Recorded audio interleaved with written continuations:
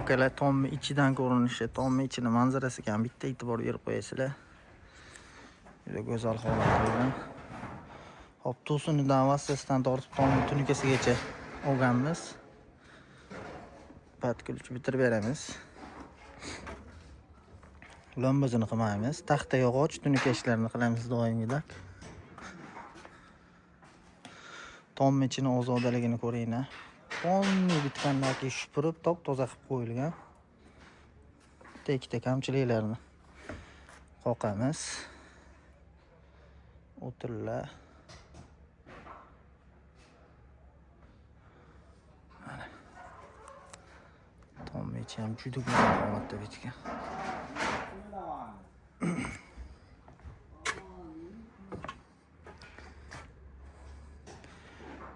Hop, okalar sizlarga pul muammo bo'lmasa, yog'ochlarni 10 ga 10, sasna tepalardagini 15 ga 8, sasna hammasi sasnadan bo'lgan, oyog'i tagidagi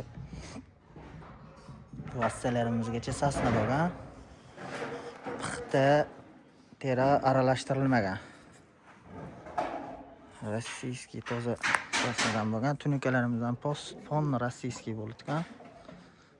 Ko'ringlar okalar. Tom orqalari juda go'zal.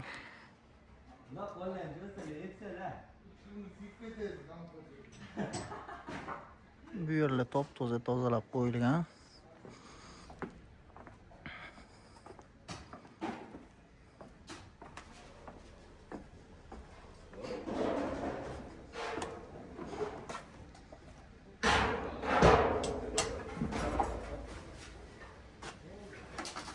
Bu yerlar ham ponni. Toza holatda. Bu yerdan tomni ichiga chiqqani joy tashab ketganmiz.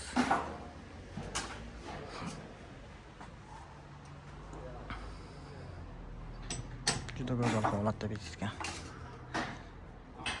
Tomimiz juda katta. Kommentariyadan qoldirib chiqadi.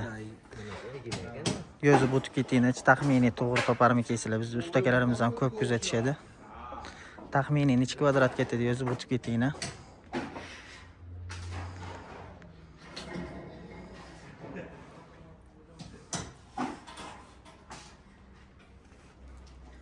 Go'zal holatda bitdi. Like, kommentariya yozib qo'yasizlar. Podpiska bo'lmay kuzatganlar podpiska bosib qo'yasizlar.